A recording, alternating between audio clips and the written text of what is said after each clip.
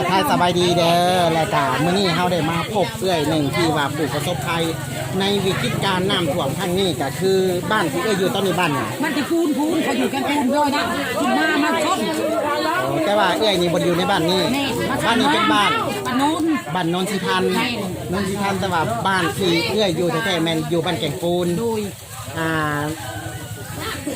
น้ำที่ขึ้นมาในถังตะบิดอยู่แก่งปูนนี่ขึ้นได้จักมื้อแล้ว 5-6 มื้อนี่เลย 5-6 มื้อและก่อนเอื้อยที่จะได้มานี่ถือว่ามากลางเว้นหรือกลางคืน กลางคืนก็มากลางเว้นก็มาหัวคนใส่เรือพายมาบ่ได้อยู่บ่ได้นอนคนคำจริงคนคำบิดกับคนงัวที่ซ้อมมากับคนเข้าคนได้กินบันเสือแพ้กันนอนอยู่ในน้ำอยู่น้ำมาบ่เบิด ถือว่าเครื่องใช้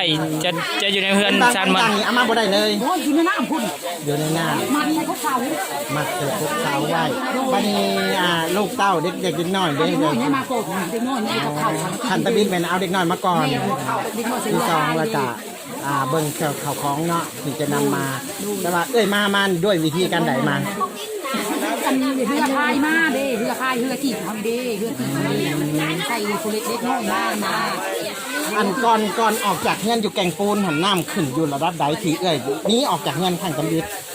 น้ำฮะนะมีห้องเรือทำมันก็เพียงทีเดียว เพียงเพียงมันใกล้มันใกล้จนสิฮอดบ่าเลยเนาะแต่ว่าถือว่ามาแบบว่าทรมานแบบทุกเสริญนะแบบกระทันหันแน่กระทันหันกับเพื่อที่ว่าอย่างที่เขาเอิ้นกับคือหนีตายแบบว่าคือความจริงเลยนะหนีตายกันมาอยู่อันโน้นที่ท่านนี่เดี๋ยวจะขึ้นเหรอเอ่ยมา โอ้ยแต่ใจมือน้ำขึ้น มันจะมือน้ำขึ้น คนไปคนมาเขามาดูพี่แล้วมันคือแน่พอบวชได้ตายอยู่สักนา